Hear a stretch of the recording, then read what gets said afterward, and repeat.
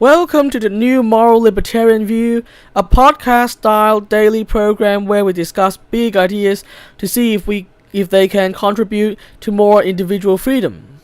Just like how Rome wasn't built in one day, the road to freedom is a long one, and continuous innovation coupled with skeptical critique is the way we will get there. Today, we will look at yet another 2020 candidate that I haven't been paying attention to until now.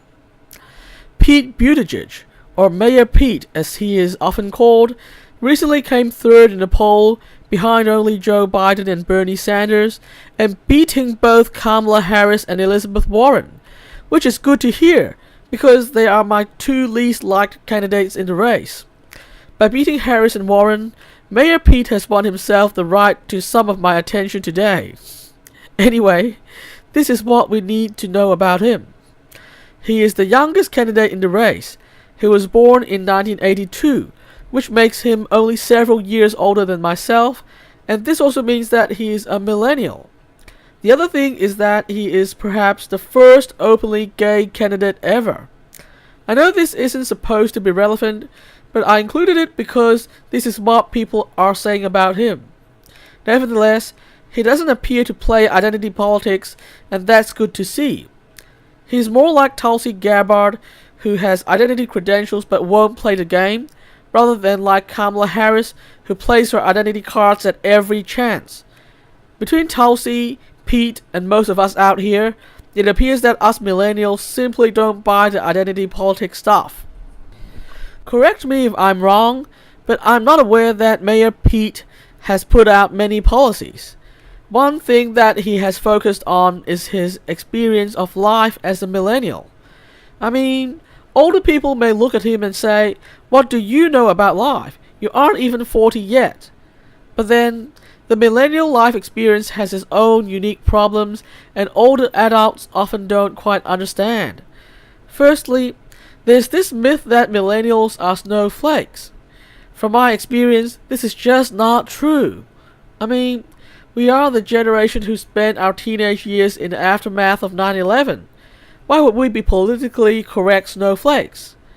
Most of us don't support the so-called safe speech stuff. That's an activist thing.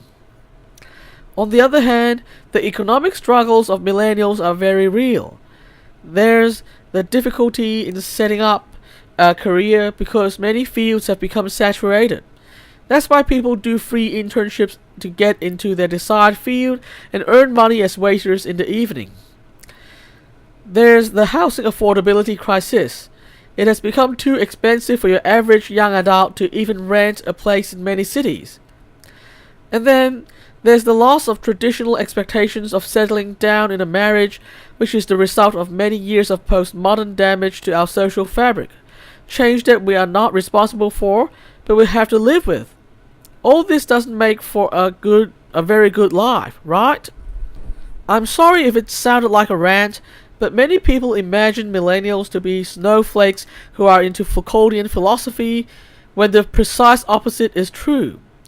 What we need are leaders who understand that millennials are being shut out of opportunities everywhere. This is especially true compared to our parents' generation, the baby boomers, when you think about it. Many of them married young, bought houses young, and got into their chosen career with fewer qualifications than your average bartender today. I'm actually grateful for everything the boomer generation did for us, but we do have a problem with opportunity right now. As a moral libertarian, equal opportunity is close to my heart. We need leaders who will address this generational inequality of opportunity.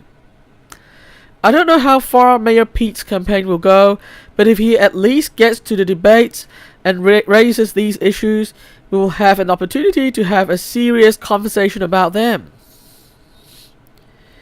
That's all for today. I'll be back tomorrow to discuss another big idea.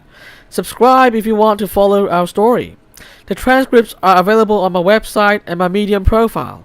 And remember to resist the hive mind and stay individualistic. The world depends on it.